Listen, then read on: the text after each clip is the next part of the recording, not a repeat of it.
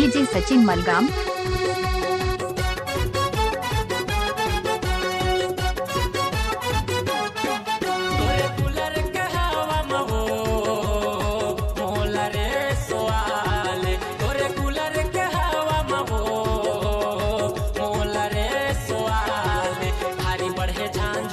सवाल न मोला भारी बढ़े जान झोला ते सवाल न मोला जाने ल मोर बचाल हड़कत गर्मी वो तोरे कूलर के हवा मसवाल हड़कत गर्मी वो तोरे कूलर के हवा मसवाल।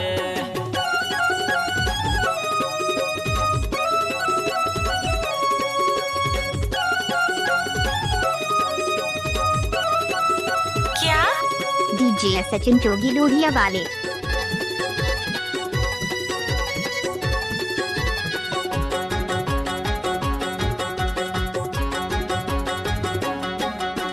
जेठ बैसाख के महीना रानी लगत भारी गर्मी पंखा मन नहीं मारत मोर तनहा हो गे निसरमी।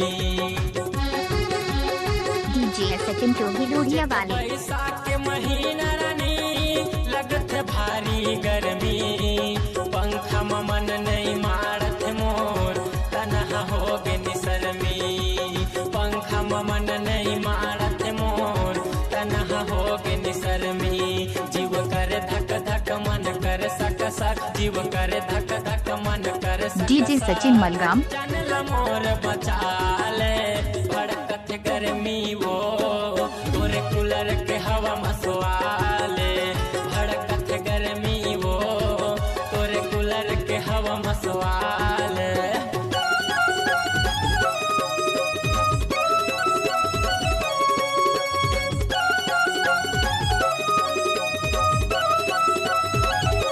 डीजे सचिन मलगाम।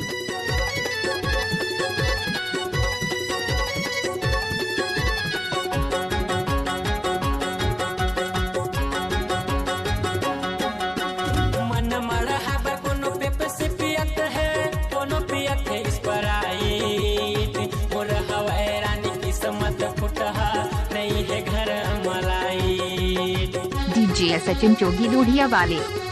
मन मड़ा है कोनो पेप्सी पियत है कोनो पियत है स्प्राइट मोर हवाए रानी किस्मत फुटहा नहीं है घर मलाई।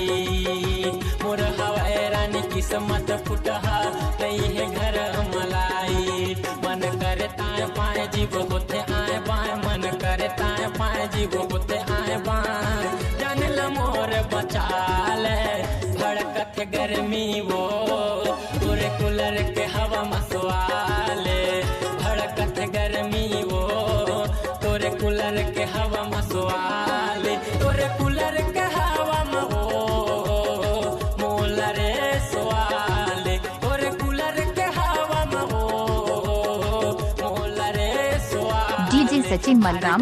झान झोला ते सवाल न मोला भारी बढ़े झान झोला ते सवाल न मोला जानल मोर बचाल हड़कत गर्मी वो तोरे कूलर के हवा मसवाले हड़कत गर्मी वो तोरे कूलर के हवा मसवाले हड़कत गर्मी वो तोरे कूलर। डीजे सचिन जोगी लोहिया वाले। तोरे कूलर के हवा मसवाले तोरे कूलर के हवा मसवाले तोरे कूलर के हवा मसवाले तोरे कूलर के हवा मसवाले। डीजे सचिन मलगाम।